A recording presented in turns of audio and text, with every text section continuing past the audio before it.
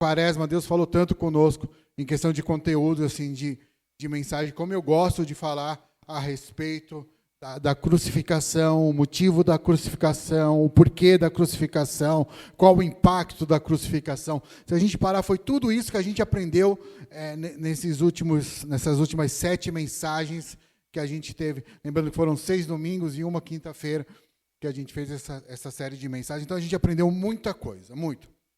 Bom, aprendemos muita coisa. Agora, o que fazer com tudo isso que a gente aprendeu? E eu acho que isso é importante. Uma das coisas que eu tenho reforçado muito aqui, e eu quero mais uma vez deixar claro, é que tudo aquilo que a gente recebe de Deus não pode ficar parado em nós.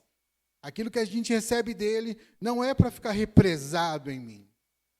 Não é para isso que o Evangelho acontece, não foi para isso que ele morreu, não é para isso que a gente está aqui. Não é para ser algo represado em nós, não pode parar em nós. Tem que continuar através de nós, apesar de nós. Por que que às vezes as coisas não continuam através de nós? E aí eu tenho uma teoria que eu sempre carrego e trago, é porque as pessoas acham que levar o Evangelho fala de perfeição, né? Fala de que só pode fazer ou levar a mensagem da cruz aquele que é perfeito. Meu irmão, vamos só corrigir uma rota. Aquele que é perfeito morreu para que a gente pudesse levar a palavra da cruz. Então, o perfeito, ele já foi para a cruz. Os imperfeitos continuam levando a mensagem da cruz. E os imperfeitos somos nós. Olha aí para o imperfeito que está do teu lado. Pode olhar, meu irmão, sem problema nenhum. Há algum tipo de imperfeição na pessoa que está do teu lado. Isso é fato. Porque não há perfeição em nós. Nós não somos a unanimidade do ser humano. Nós não somos a melhor pessoa da face da terra. A grande verdade da vida, meu irmão, eu vou dizer algo aqui com amor e carinho, alguém não gosta de você mesmo você ter feito nada. Alguém não se agrada de você, apesar de você não ter feito nada. E a verdade também é que muitas vezes você também faz muita coisa para que alguém não goste de você. Para que você também seja um imperfeito. E isso é normal. Porque somos diferentes. Temos gostos diferentes. Temos histórias de vidas diferentes. Temos situações diferentes. Então, tudo isso, às vezes, esse conjunto de coisas faz com que a gente ache que... Como que eu posso colocar isso de uma forma sutil? Eu não gosto desse tipo de coisa de que a responsabilidade do Evangelho é do pastor. Não, não é a minha responsabilidade. Porque eu vou falar de novo, sou imperfeito. Não sou perfeito, sou humano. A minha vontade e um dia, se Deus ainda der graça, eu vou escrever sobre isso. Né? Humanizando a vida do pastor. Porque colocam, às vezes, o pastor num lugar a qual ele não tem que estar. Porque somente uma pessoa deveria e esteve lá, que foi Jesus. Ponto. O restante, todos nós estamos no mesmo patamar. A diferença é que eu tenho responsabilidades talvez diferentes das suas. Eu tenho um chamado talvez diferente do seu. Mas, como filho de Deus, como colocado aqui pelo Fernando, eu tenho os mesmos direitos e deveres que você tem. Então, nós somos iguais. Iguais. E aí, pensando nisso tudo na semana, aquilo que a gente aprendeu, aquilo que trava, eu fiquei pensando, mas o que acontece, né? Por que as pessoas param? E a verdade é que a vida machuca. A vida machuca, meu irmão. A vida é dura. A vida é difícil. A vida, como o Fernando colocou aqui no caso dele, vir trabalhar, vir para a igreja desempregado, depois ficou desempregado, sabe como que é a necessidade de um filho, as contas não esperam. A vida é dura. A vida é dura para você lidar no seu casamento, a vida é dura para você lidar com seus filhos, a vida é dura para lidar no seu trabalho, a vida é dura para lidar com as suas enfermidades, a vida é dura. E nunca foi dito ao contrário disso. Nunca foi falado que seria fácil. A vida sempre foi dura, a vida sempre vai ser dura, sempre vai ser difícil, mas a gente tem que entender o seguinte: a vida machuca, mas Deus cura. Eu queria que você dissesse isso para o seu lado, que é sobre isso que a gente vai falar hoje. A vida machuca, mas Deus cura. Muitas pessoas param de fazer porque a vida machucou, meu irmão. E aqui eu não estou para achar culpados, ou para apontar dedos. A vida machucou porque às vezes eu dei motivo, machucou porque eu permiti que machucasse, machucou porque eu permiti que alguém me machucasse, machucou porque eu machuquei alguém e depois eu fiquei me sentindo carregando esse peso. A vida, meu irmão, é assim, ela machuca. E a gente acha que às vezes viver o evangelho é viver uma vida de revistinha, onde você está andando em cima do leão, está tudo bonitinho, tudo legalzinho. Aquilo ali aconteceu ou aconteceria se no pecado não tivesse entrado no mundo. Mas a verdade é, o pecado entrou no mundo. O pecado, ele está no mundo. O pecado ainda habita entre nós. Nós ainda somos, sim, pecadores. E a verdade também é que isso também nos machuca. Agora, o que muda tudo isso, meu irmão, é saber que apesar de estar machucado, Deus cura. E Deus tem cura aqui para você hoje. Então, Cristo morreu, ressuscitou ao terceiro dia, a gente aprendeu tudo sobre isso, levou os nossos pecados, levou as nossas enfermidades. Então, a gente sabe, meu irmão, que para Ele não tem impossível. Não tem nada que você possa estar passando ou que você está vivendo que Ele não possa mudar ou que Ele não possa te curar hoje. Não tem um tipo de coisa que você possa estar vivendo aqui hoje, neste lugar, que Deus não possa te curar. Ele pode curar todas as áreas da sua vida, sendo ela física, emocional ou espiritual. Ele pode curar em qualquer situação. Agora, o primeiro passo aqui hoje, e eu vou trazer 3 mensagens falando só sobre isso, só sobre esse tema, que a vida machuca, mas Deus cura, serão 3 mensagens. A primeira coisa que a gente tem que entender é o seguinte: eu preciso ir em direção à cura. Eu preciso admitir que existe uma ferida. Eu preciso admitir que tem algo que Deus precisa restaurar. E eu não preciso aqui que alguém venha me revelar isso aqui hoje, porque você sabe na sua vida onde você precisa hoje de uma cura, de um renovo, de uma novidade.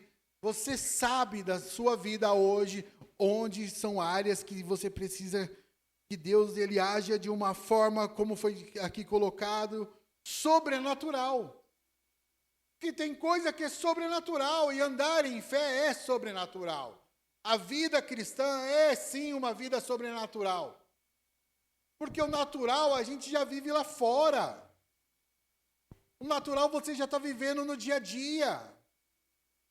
Quando a gente vem aqui atrás dele, quando a gente vem para uma celebração, quando a gente vai para uma célula, quando a gente vai para uma sala de oração, quando a gente vai para o nosso quarto orar, quando a gente vai ler a Bíblia, quando a gente vai ouvir um louvor para a gente ter paz, a gente está buscando algo que é sobrenatural. Porque a gente está falando assim para Deus: Deus, o natural já não resolve. O natural não está tendo efeito. No natural eu já não consigo mais. No natural eu não estou conseguindo sair dessa situação, então me ajuda. Toda vez que eu busco a Deus, eu estou buscando uma ajuda que é sobrenatural. É a gente, mais uma vez, ir lá na direção dele, falar com ele, falar: Senhor, a vida está machucando, está difícil, mas eu sei que o Senhor cura. E eu tenho passado por esse cenário na minha vida, nesses meus 46 anos. Em vários momentos da minha vida foi isso: Deus, está difícil. No meu natural, não dá mais. No meu natural, eu não consigo mais, eu não quero mais. No meu natural, eu vou abrir mão de tudo, eu vou deixar tudo para lá. Mas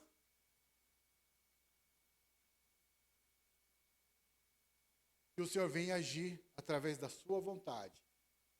Se possível, afaste de mim este cálice.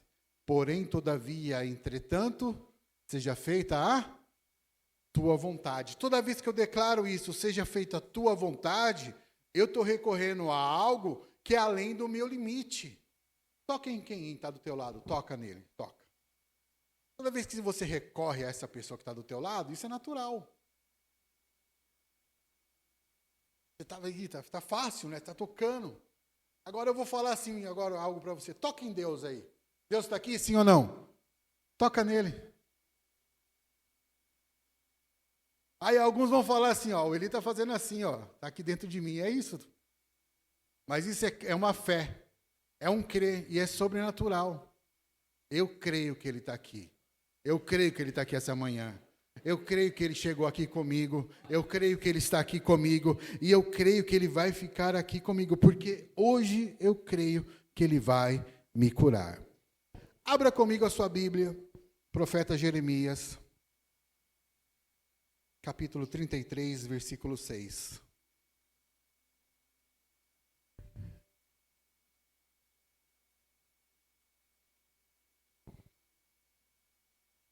Esse texto fala do povo da Babilônia, só contextualizando de uma forma bem simples, bem rápida. Estava passando ali por dores, por lutas, por perdas. Então Deus vem, levanta ali um profeta e envia para eles ali, para esse povo, uma mensagem de esperança. Jeremias 33, 6. Diz assim: todavia, trarei restauração e cura. Curarei o meu povo e lhe darei muita prosperidade e segurança. E eu nem tinha combinado nada com o Fernando hoje. O Fernando, quando só me procurou, falou: pastor, passa oferta? Eu falei: pode fazer? E ele falou sobre semente, sobre acreditar, e eu acho que a gente tem que se prender naquilo que são promessas de Deus para as nossas vidas. E quando eu vejo esse texto de Jeremias 33, quando o profeta está declarando essas palavras, eu creio que são promessas de Deus para as nossas vidas. Quando ele fala assim: eu vou trazer restauração e cura, e curarei o meu povo, quem é esse povo? Somos nós, meu irmão. Essa pessoa que está do teu lado. Nós temos essa promessa. E ele fala ainda: te trarei, e lhe darei prosperidade e segurança. Prosperidade é uma palavra que infelizmente no meio da igreja, devido à teologia da prosperidade, se perdeu o conceito ou o valor dessa palavra. A gente ainda acha que ser próspero é só ter dinheiro. E ser próspero, na verdade, é ter paz. Aquela pessoa que tem paz, ela é próspera. Ela deita, ela dorme, ela fica tranquila. Ela consegue viver segura porque ela tem paz. Então Deus tem isso para nós, prosperidade e segurança. Mas para que isso aconteça, primeiro Ele vai trazer restauração, cura para você. Você entrou aqui hoje com mágoas do passado, feridas do passado, tristezas do passado, cheio de passado, cheio de coisas do passado. Você parou de fazer por causa de passado, você parou de viver por causa do passado, você não quer mais se comprometer por causa do passado, você não quer mais se entregar por causa do passado. Já parou para pensar que aquilo que você parou de fazer é só por causa do passado? Isso eu não estou falando só de igreja, eu estou falando em tudo. Não se relaciona mais porque seus relacionamentos passados deram errado. Não estuda mais porque toda vez que você tentou estudar no passado, não conseguiu. E demora para estudar, né? Demora para recomeçar. Ah, não vou mais liderar. E aí trazendo agora para dentro da igreja, porque a minha liderança do passado não deu certo. Não vou mais para a igreja porque toda vez que eu fui para a igreja no passado, as coisas não aconteceram. Então, meu irmão, enquanto você ficar vivendo de passado, você não vai viver restauração e cura na sua vida. Você ainda está doente. Você ainda está machucado. Difícil falar isso, é duro ouvir isso, sim ou não? Duro para mim também ouvir isso. Hoje eu lido muito melhor com algumas coisas. Mas duro. Nossa, como eu estou preso em coisas do passado. Por isso que você não me ouve falando, mas naquela época, naqueles dias, meu irmão, a única coisa que eu gosto de olhar para trás é para aprender, para impulsionar para aquilo que eu vou viver para frente. Para frente. Porque o que Deus tem para mim é sempre para frente. Sempre adiante, sempre além. Então a gente tem que crescer em maturidade. Porque falar de cura, hoje, eu estou falando de você dar um passo para crescer em maturidade. Como assim, pastor? Você abrir mão das coisas do passado e começar a olhar para frente, significa que você cresceu. Tem muita gente aqui cheio de idade no RG, mas muito imaturo na vida cristã. Cheio de idade em tempo de igreja, mas muito imaturo em realidade de evangelho. Eu quero dizer que tempo, idade, tempo de igreja, cabelos brancos. Estava olhando umas fotos ali dentro. Assim que cheguei, por acaso, veio aquelas recordações. Tempo que eu não tinha barba. Quem lembra aqui quando eu não tinha barba? Aí depois da barba eu deixei só o bodinho aqui, só o... Né? Aí depois decidi deixar... Ó, fala em bodinho, eu lembrei, viu? Olhei pro lado aí, ó. Aí depois deixei a barba. Não tinha um pelinho branco, Henrique. Agora até na sobrancelha tem. Esses dias eu entrei em crise, no nariz nasceu um pelo branco. Eu falei, o tempo passou. Estou envelhecendo. Mas como sou imaturo ainda em tantas coisas que estou vivendo. O tempo passou e eu continuo imaturo. Por quê? Porque tem coisas que eu ainda não aprendi. Maturidade significa que você está aprendendo. Maturidade tem a ver com aprendizado. Quanto mais eu aprender, mais maduro eu fico. Quanto mais eu aprender e obedecer e fazer, mais maduro eu vou ficar. Então a vida cristã é uma vida que a Bíblia pede isso para a gente, né? Que a gente cresça em maturidade. Hebreus 6:1, abre comigo aí, Hebreus 6:1. Eu acho que tem no PowerPoint também, Hebreus 6:1.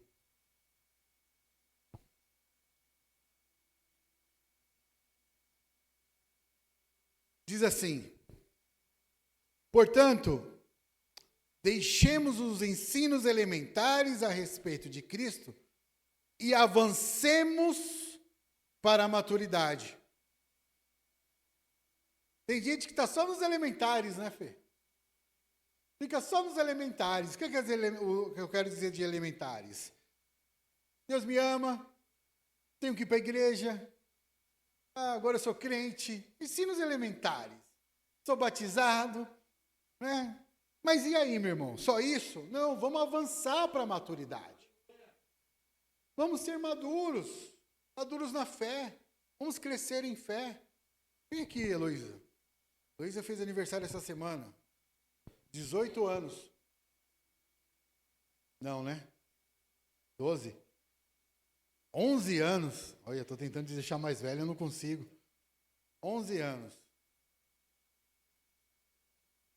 E se eu falar que ela pode ser mais madura na fé do que alguém de 85 anos? Como que fica isso? Tudo vai depender do que ela fizer com aquilo que ela está aprendendo. Prega o evangelho, leva o evangelho, fala do evangelho, evangeliza pessoas, sabe? Fala do amor de Jesus, erra. Bate no irmão, responde a mãe, responde o pai.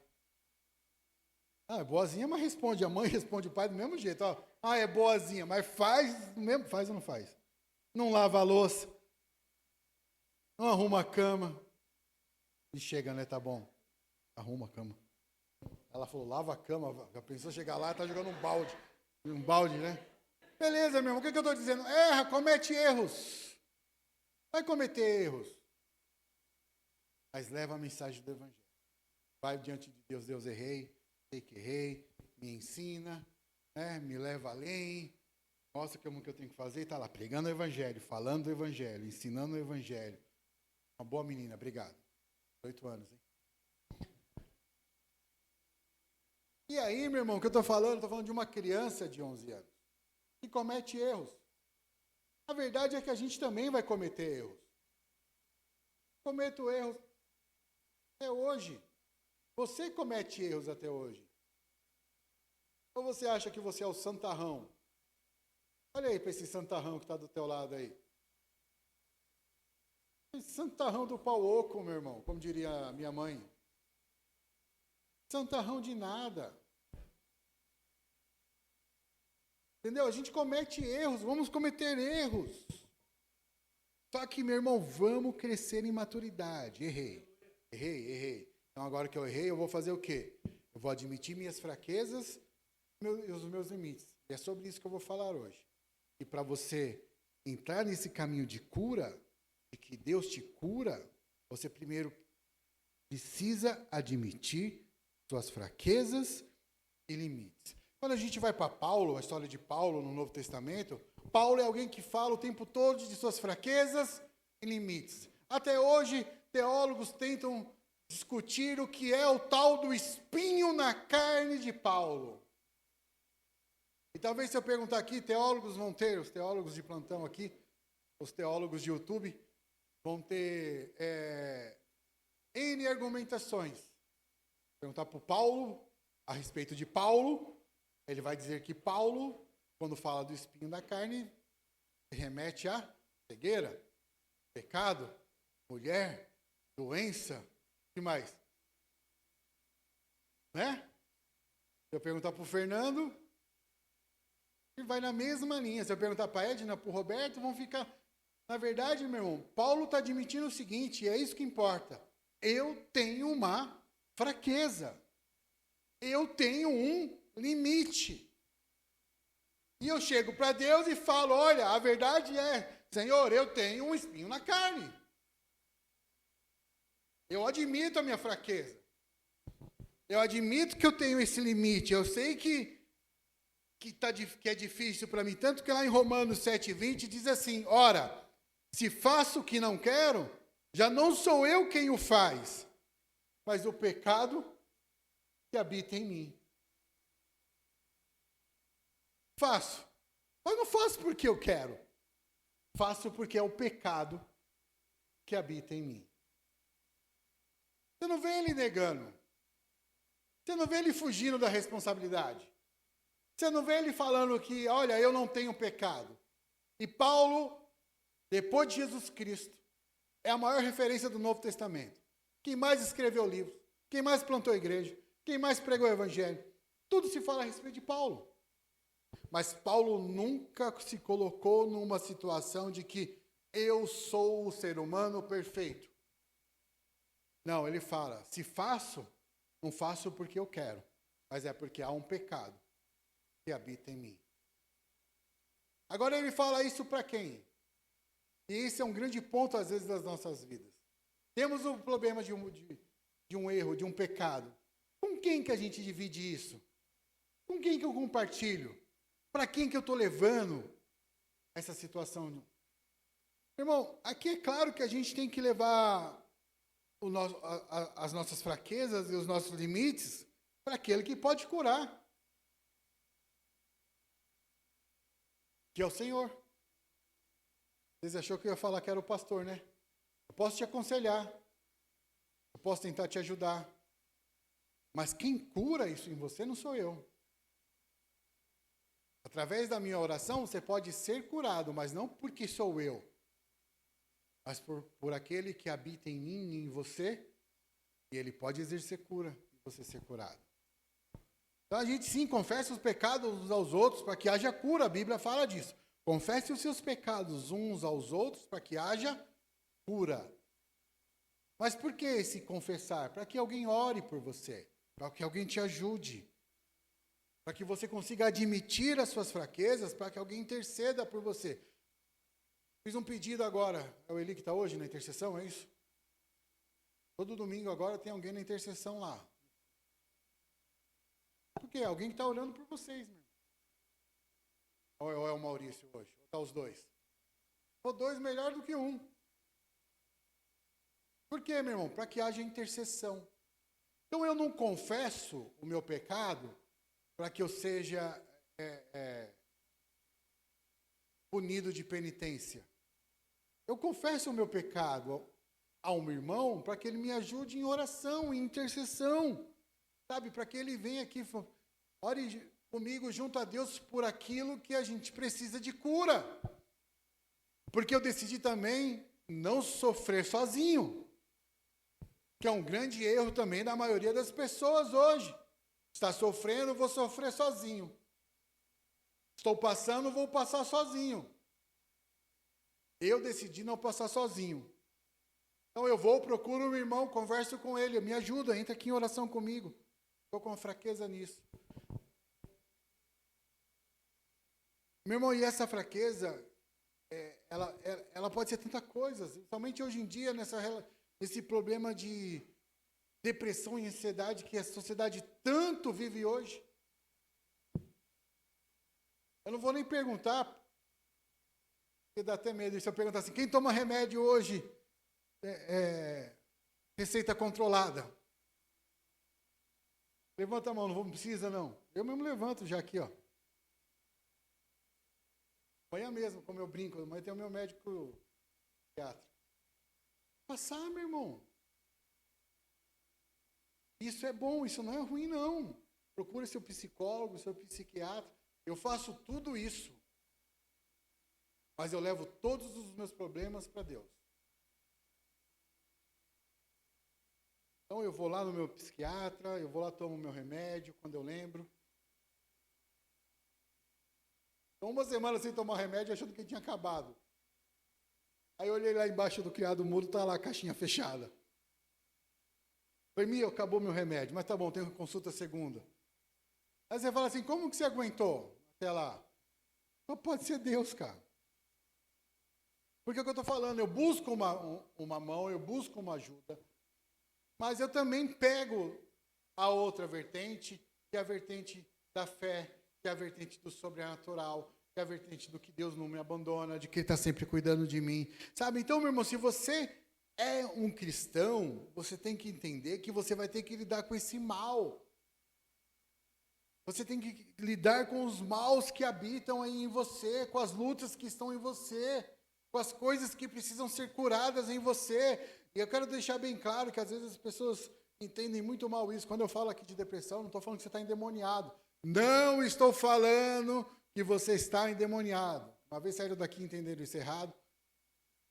Jogaram pedra, me criticaram, falando que eu falei que quem é depressivo é endemoniado. Falem o que quiser também. Cada um entende o que quer. Né? Mas não é isso. O que eu estou falando é que você precisa de cura. Como eu preciso de cura. Como eu preciso ser tratado. 2 Coríntios 12, 9 diz assim, minha graça é suficiente para você, pois o meu poder se aperfeiçoa na sua fraqueza. Portanto, eu me gloriarei ainda mais alegremente em minhas fraquezas, para que o poder de Cristo repouse em mim. Meu irmão, então, quanto mais fraco eu me declarar para Deus, mais o poder dele vai se manifestar em mim. Porque quando eu falar como que eu venci as minhas fraquezas, eu vou falar, olha, eu tenho um Deus que me curou, que me ajudou. E hoje eu venci as minhas fraquezas. Não porque eu mereço, mas porque a graça dele é suficiente para mim e ela é para você. Se você crê nisso, diga um glória a Deus. E lutar contra isso, meu irmão, é importante, porque isso é você mandar uma mensagem de que você não se entregou, de que você não jogou a toalha. A grande questão, né, Paulo, é que tem muita gente já jogando a toalha, já desistindo de viver, desistindo de lutar, desistindo de tentar. E aí você vê que Paulo, quando ele fala isso, que o que eu não quero eu faço, ele está falando assim, é difícil, eu estou aqui, mas eu estou fazendo porque um pecado habita em mim, mas acontece, mas ele não está em nenhum momento desistindo de tentar vencer aquilo que ele tem que vencer. Meu irmão, entenda o seguinte, e isso é muito importante isso. Paulo admite o mal que eu não quero. Tem muita coisa que a gente faz, e a gente sabe, a gente faz, mas não quer fazer. A gente faz, depois fica pesado, fica desanimado, fica envergonhado, fica entristecido. E aí, o nosso corpo começa a gritar também a respeito disso, começa a querer vir isolamento, começa a querer vir distanciamento, mas você sabia que Deus, Ele também ama as pessoas fracas? A Bíblia não fala que Deus só vai amar os fortes. Deus também ama, meu irmão, as pessoas fracas, as pessoas que precisam, sabe, de ajuda, que declaram ajuda, que precisam de ajuda, de socorro. E esse autoconhecimento na nossa vida, ele é importante. Porque às vezes você está querendo passar uma imagem. Eu costumo falar que tem pessoas que criam mentiras a respeito delas mesmas. Só que no final elas mesmas acreditam na própria mentira que criaram. No próprio personagem que se vestiram. Então o autoconhecimento é importante para que você entenda quem de fato você é. E aí você vai começar a admitir o seguinte, que as suas fraquezas, elas não são acidentes. É muitas vezes Deus permitindo que você, através delas, esteja muito mais próximo dele. E a gente precisa estar, meu irmão, cada dia mais perto de Deus. Mateus 5,3 diz assim, bem-aventurados os pobres de espírito, pois deles é o reino de Deus. Se Deus só usasse pessoas perfeitas, nada seria realizado. A imperfeição, meu irmão, faz parte do nosso dia a dia. A imperfeição faz parte de você. Por isso que a gente precisa dele, porque nós somos imperfeitos. Então Deus, ele é especialista em usar pessoas imperfeitas. Queria que você falasse isso para quem está do teu lado. Deus vai usar você, apesar das suas imperfeições.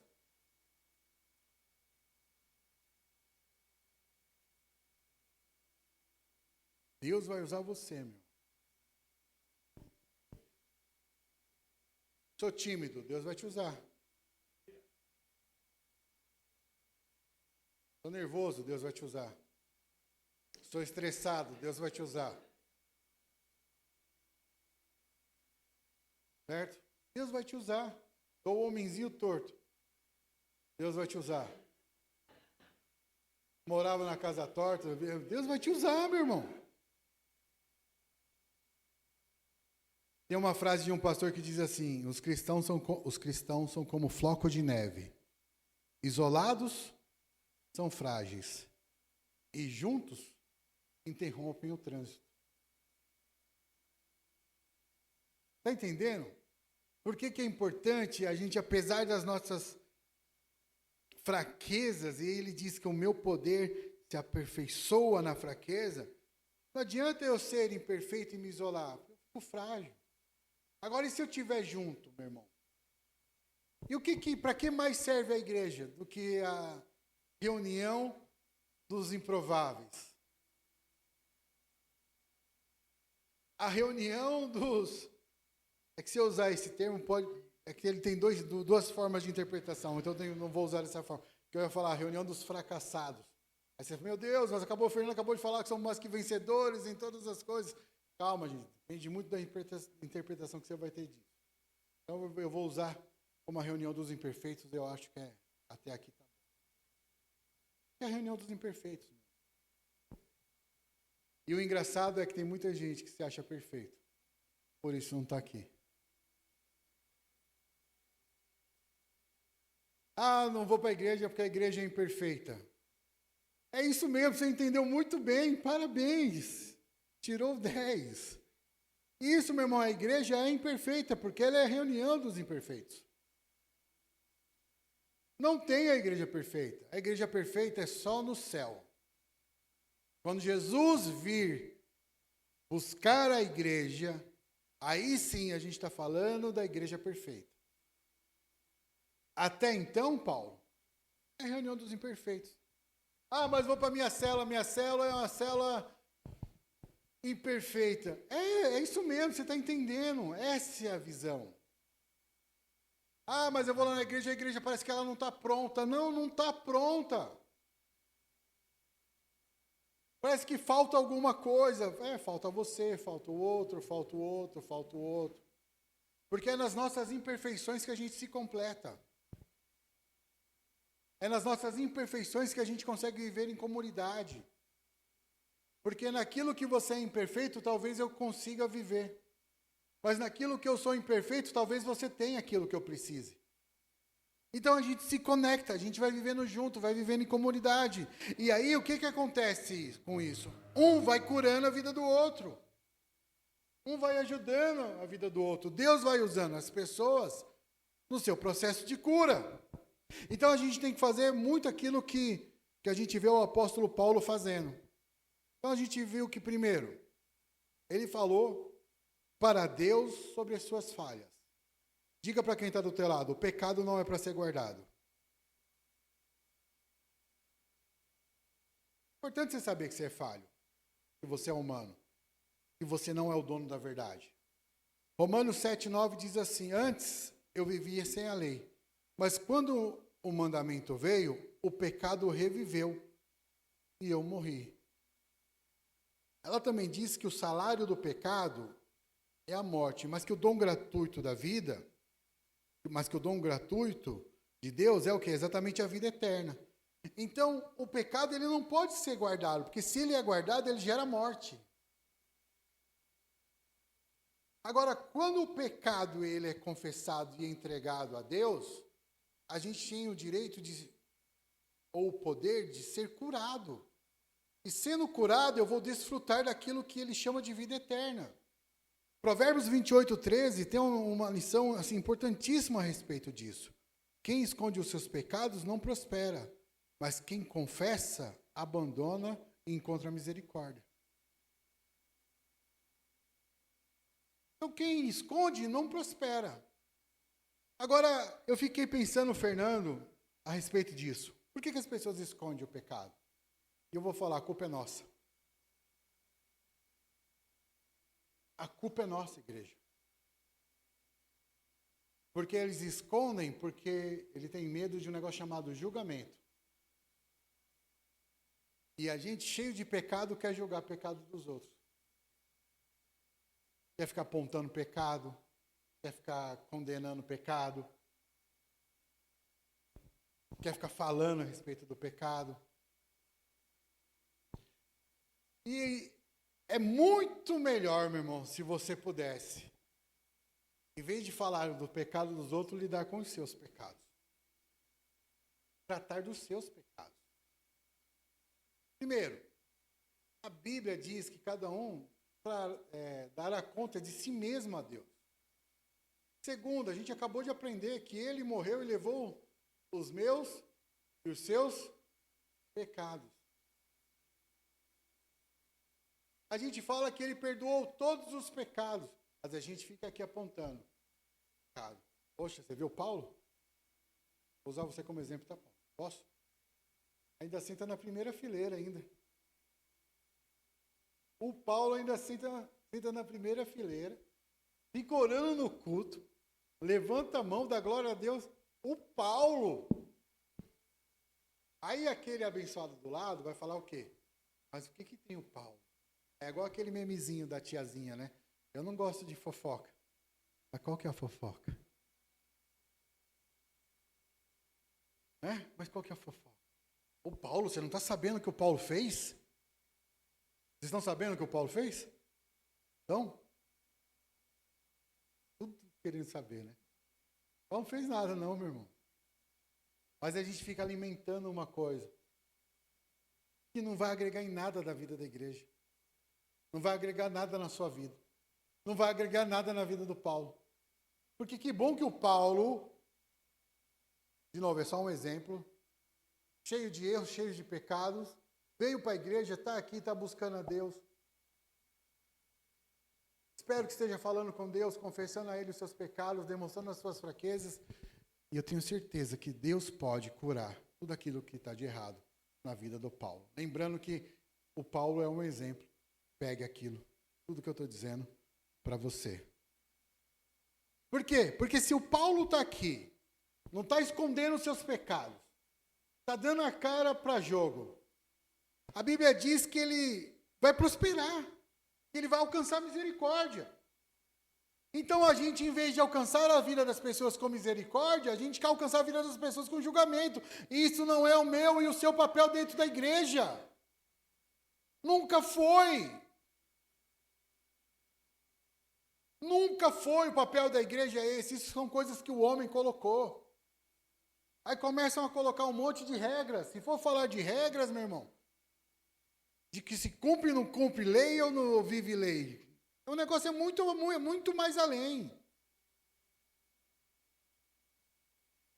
Então a gente não está aqui para isso. A gente está aqui para que as pessoas, que o pecador ele entre, como nós entramos, admita as suas falhas, como nós temos que admitir. Admita os seus erros, como a gente precisa admitir. Porque isso vai falar do caráter dele, como a gente tem que falar do nosso caráter. Eu tenho que estar preocupado com o meu caráter. Com aquilo com os meus desvios. Ah, mas a Joyce está desviada. E tá no louvor, voltou para o louvor. Toda desviada voltou para o louvor. Mal sabe que o que mais tem no louvor é desviado.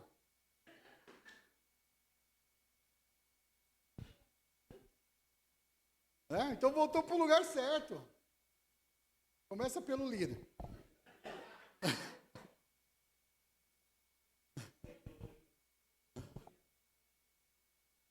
Meu irmão, porque é isso, é a junção dos imperfeitos. Mas está aqui buscando, dando a cara, querendo. Paulo também falou a respeito dos seus sentimentos para Deus. E você também tem que falar para Deus a respeito dos seus sentimentos. Há quanto tempo você não fala para Deus o que você está sentindo de verdade? O que você está sentindo? Quer que você fale para mim? Se você quiser falar para mim, tudo bem, a gente conversa também. Não tem problema. Mas e para Deus? Há quanto tempo você não fala para Deus aquilo que você está sentindo? O que você está sentindo? A sala de oração aqui de quinta-feira, que é exatamente para te ajudar nisso, que ninguém vai te incomodar, ninguém vai fazer nada, ninguém vai ficar te atrapalhando. É para você fazer isso, né? Você chegar diante de Deus e falar o que você está sentindo, confessar os seus pecados. Ali, na semana você não consegue, a gente está deixando aqui um dia para você fazer isso. Agora, se não está funcionando, se não está dando certo, como a gente falou, vamos pensar se é outro formato, se é outra coisa, se a gente faz o culto quinta-feira. A gente está tentando ainda te ajudar nesse sentido.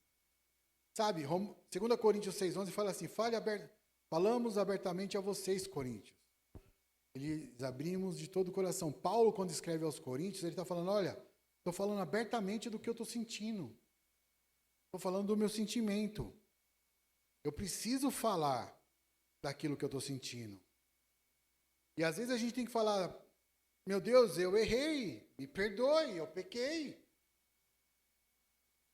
Sabe, eu preciso colocar para ele aquilo que de fato está no meu coração. E aí tem muita gente que está aqui escondendo aquilo que está vivendo, não fala para Deus aquilo que está sentindo, não fala para Deus aquilo que está acontecendo, e ele espera que o irmão use de adivinhação. Que agora a gente às vezes acham que a igreja virou um centro de adivinhações.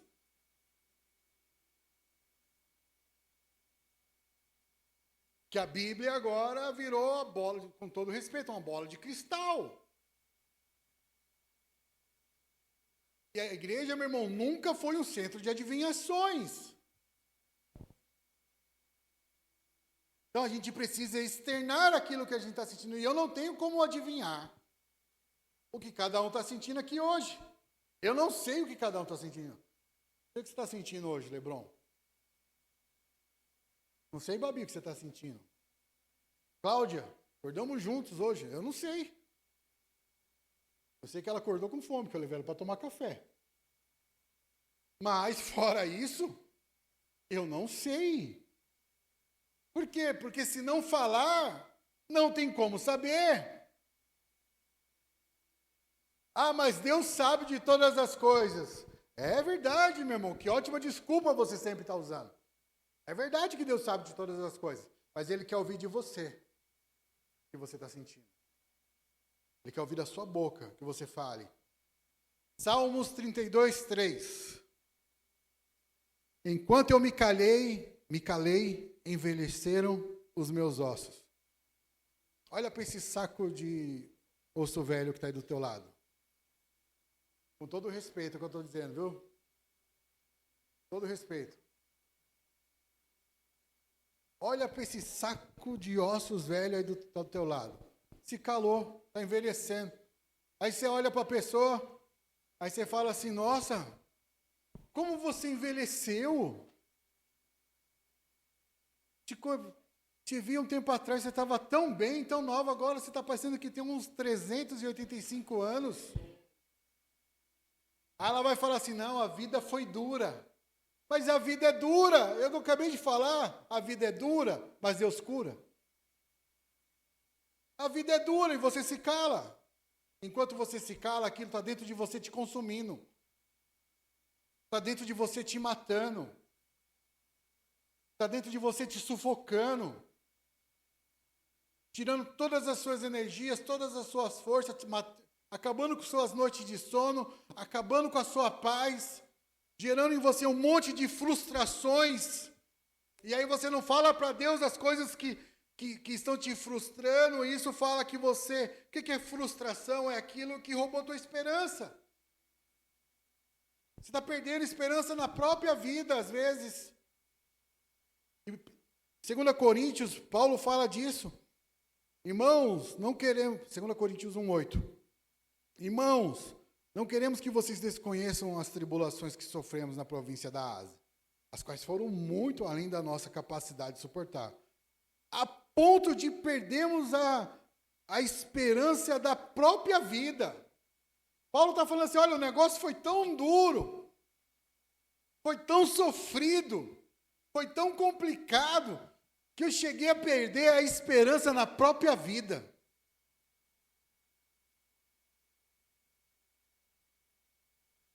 Então, meu irmão, a gente perdeu a esperança, mas por quê? Porque eu não estou falando das minhas frustrações. Fala para Deus das suas frustrações. Fala para Ele aquilo que está travando a sua vida, aquilo que está impedindo você de crescer, de avançar, de sorrir, de viver, de ser felizes. Paulo, se fosse nos dias de hoje, estaria falando assim, olha, o negócio foi tão complicado que eu estou depressivo. Síndrome do pânico. Se eu pudesse, hoje eu não via ninguém. Estou nem com vontade mais de viver. Vou ficar em casa assistindo o Grey's Anatomy. Maratonando, 23 temporadas, sozinhos. Não quero ver ninguém. Mas ele não, meu irmão, ele fala das frustrações dele. A gente acredita, meu irmão, que o corpo adoece, sim ou não? O corpo adoece. Mas eu acredito também que a alma adoece. E eu acredito que o espírito adoece. E, na verdade, tudo acaba com o seu corpo gritando.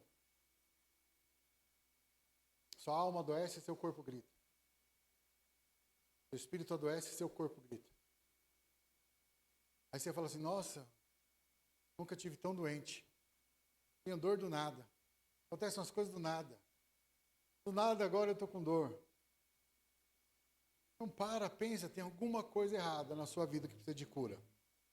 Então se precisa de cura, meu irmão, se tem alguma coisa errada, então significa que você precisa de cura. Provérbios 12:25 diz assim, o coração ansioso deprime o homem. E o pessoal acha que a ansiedade é de hoje, né? A doença do século. Sempre teve, meu irmão, ansiedade. Sempre existiu. Vou ler de novo, Provérbios 12:25. O coração ansioso deprime o homem, mas uma palavra bondosa anima. Vira para quem está do teu lado e diga, a palavra boa anima. E aí a gente fala de frustração, o que acontece quando um frustrado, vai conversar com alguém frustrado. É uma disputa para ver qual vida está mais lascada. Não é isso? Aí um vai falar assim, nossa, aqui eu acordei hoje, bati o dedinho na cama. E o outro fala, dedinho? Você não sabe o que é o dedinho. Eu bati, foi os 5 dedos do pé. Aí o outro está passando, mais um frustrado passando. Os 5, você não tem ideia, foi atravessar a rua, o carro passou por cima dos 10 dedos dos pés. Aí do outro lado está passando lá fora, o negão vindo dos pés, você não tem ideia, o carro passou por cima de mim. Aí vem o Eli, mais frustrado ainda, um carro, você não tem ideia, uma cegonha, meu irmão, que carregava 10 carros, passou por cima de mim. Essa é a reunião dos frustrados. Aí onde está a palavra boa que anima? Por exemplo, voltando lá no começo da história, acordei, bati o dedinho na cama. Pô, meu irmão, vai curar, vai sarar, vai ficar bom. Que bom foi só o dedinho. Que bom que foi só isso. Eu conheço um cara chamado Eli. Uma cegonha com 10 carros passou por cima dele. Então, que bom que foi só isso. Então, a palavra boa anima. Então, a gente tem que mudar essa situação e entender que o que cura não são palavras de desânimo, mas são palavras de ânimo. E a gente só encontra palavras de ânimo naqueles que estão tendo uma vida enraizadas em Jesus. Eu falo isso porque Ele tem a palavra de vida. Ele tem aquela palavra que traz o ânimo. Ele tem aquela palavra de esperança. Eu cheguei agora ali na cozinha e a Sueli falou assim, nossa, só o pastor mesmo para fazer a gente rir 7 horas da manhã. Eu falei, que bom, pelo menos uma palavra de ânimo. Que bom que eu consigo passar ainda uma palavra de ânimo. Significa que meus dias são bons? Significa que meu dia é um mar de rosa? Significa que está tudo bom para mim? Não, meu irmão. Mas que bom que eu ainda consigo carregar uma palavra de ânimo. De novo, Romanos 7,19. Pois o que faço não é o bem que desejo, mas o mal que não quero fazer, eu continuo fazendo. A luta no meu dia a dia é isso. É parar de estar fazendo o mal. Muito tempo atrás eu tomei uma decisão na minha vida. Eu falo isso abertamente e os mais próximos sabem disso. No que depender de mim, eu quero ter paz com todos. Eu tomei essa decisão para a minha vida. É bíblico. A Bíblia diz isso. No que depender de vós, tenha paz com todos. Diga isso para quem está do teu lado. No que depender de você, tenha paz com todos. Mas essa é uma decisão que eu trouxe para a minha vida. Por quê? Porque eu preciso de cura. Eu não tomei essa decisão porque eu quero ser um cara legal, um cara bacana, um cara aceito, um cara da mídia, um cara com mais seguidores, um cara super conceituado. Eu tomei essa decisão porque eu precisei de cura. Porque a gente é tão machucado, a vida machuca tanto, a vida castiga tanto. E aí a gente para de querer o que? Ver talvez o bem das pessoas, ou a gente quer começar a pagar na mesma moeda. A gente começa a querer ser rancoroso como eles são. Maldosos como eles são. Vingativos como eles são. Falastrões como eles são. Mas uma hora Deus falou comigo. Então a vida machuca, mas Deus cura. Deus falou comigo uma hora, Babi. No que depender de você, tenha paz com todos. Porque os meus maiores traumas ou doenças emocionais, onde eu precisei de cura, foi no lidar com pessoas. Foi no tratar com pessoas. E eu lido com pessoas o tempo todo. E aí eu comecei a entrar nessa crise. Meu Deus, tudo a culpa é minha. Tudo a culpa é da Zoe, tudo a culpa é da igreja. E aí quando eu falo que a culpa é da Zoe, a culpa é da igreja, eu trago isso para mim, porque eu sou o pastor da Zoe. Aí eu trago isso tudo para mim, eu fui trazendo tudo isso para mim. Então eu fui me tornando um cara rancoroso. Fui me tornando um cara difícil. E aí não é só com aqueles que saem falando, é no convívio geral, porque eu já não queria conviver. Quando eu entendi que eu já não queria mais conviver, eu falei, opa, tem alguma coisa errada. Não quero mais conviver. Só quero me isolar, só quero ficar sozinho. Não quero mais ver a Joyce, não quero mais ver o Eli, não quero mais ver o Negão, não quero mais ver ninguém. O telefone tocava, dava medo, eu virava. Eu falei, meu, é mais alguém que vai falar mal, ou que vai criticar, ou que vai reclamar. Então eu adoeci. A vida machucou, eu adoeci. Mas Deus cura. Aí Deus veio e falou, o que depender de você, tenha paz com todos. E é isso, meu irmão. Aí me chamam de pastor bobão. Né? O pastor é muito bobão. Alguns aqui estão ouvindo isso e estão falando, nossa, me chamam aqui. Pastor, não, pastor, você é muito bobão. Você recebe todo mundo bem. Você fala com todo mundo. Esses dias eu recebi uma mensagem.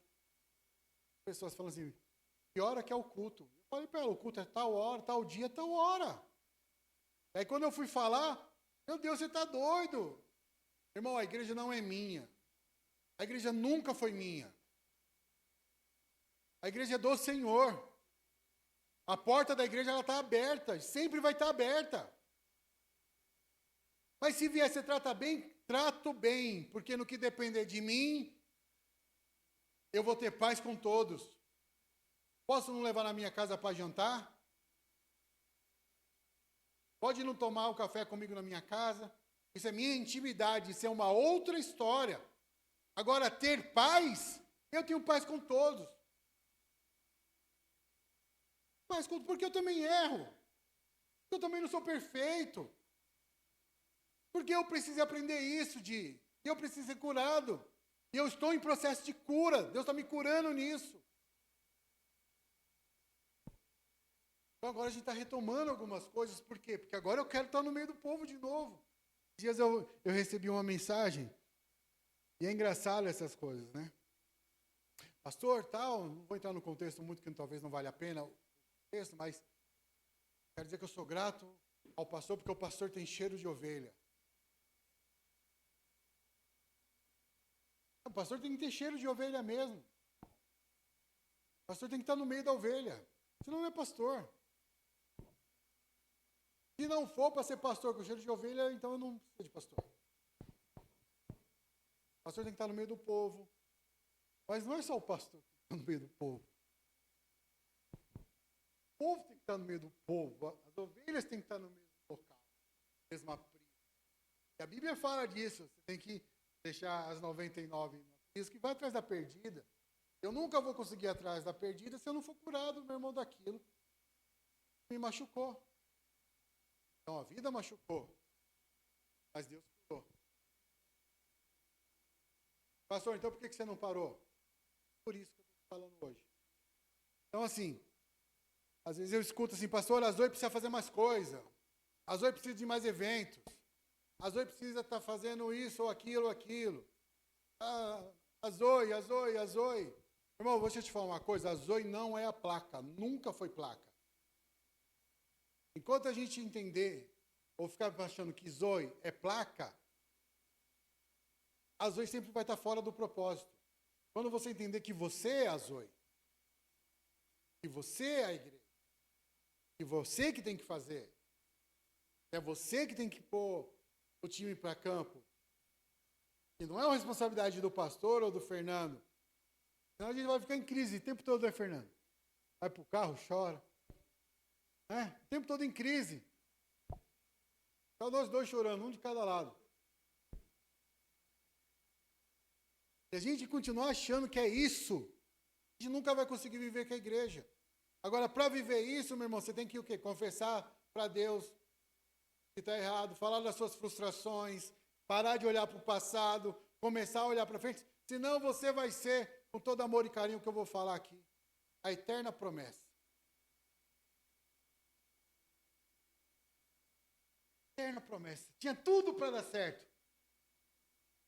Tinha tudo para ser o cara que vai trazer a Copa do Mundo, a taça da Copa do Mundo. Era para você ser o Neymar. Mas não vai, né? Vai. Tem uns que defendem, outros não, né? Uns idolatram, outros não. Ok. Vamos falar como se fosse promessa. A eterna promessa.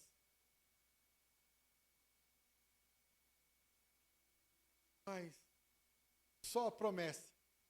Sem ação. Sem coração. É só promessa. Meu irmão, nós não estamos aqui só para viver da promessa cantada. Nós estamos aqui para falar da promessa vivida. Promessa na prática. A promessa que foi dito e a gente vive. Deus está chamando você para isso. Um tempo de cura aqui, em nome de Jesus. O tempo já não me ajuda, mas eu encerro falando. Para que isso aconteça, fala para Deus das suas preocupações. Quando você for conversar com Deus hoje, quando você for orar a Deus hoje, fala para Ele também das suas preocupações. Porque você não está fazendo preocupado no como vai ser. Fala para Ele. Ele é a melhor pessoa para lidar com isso. Para lidar com as suas preocupações. Todo domingo, eu estava conversando com o Fernando esses dias.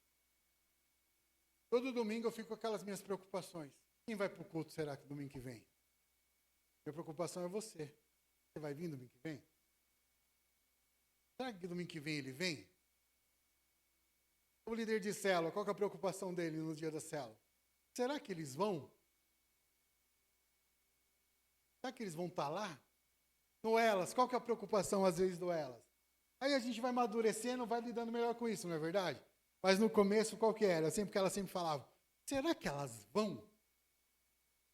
Aí coloca a mesa, coloca a xícara, coloca a palavra, mas a preocupação está onde? Será que eles vão? Aí eu decidi, a minha preocupação agora está em Deus. Eu cheguei aqui hoje no culto, era 10 horas, tinha 5 pessoas aqui dentro da... 5 pessoas. Aí a preocupação já começa, né? Querer vir. O povo não vai para o culto, tá vendo? O pessoal não vai. Aí o que eu vou fazer? Eu vou ficar cortando os pulsos com a faquinha de rocambole? Não mais, meu irmão. Minha preocupação é, Senhor, quem venha, escute a tua palavra, seja curado, coloque em prática aquilo que o Senhor está pedindo para a gente fazer. Essa é a preocupação que está dentro do nosso coração hoje e tem que estar dentro de você também. Amém? Fique em pé em nome de Jesus. Meu irmão, entenda que Deus quer mudar a sua vida. Você não vive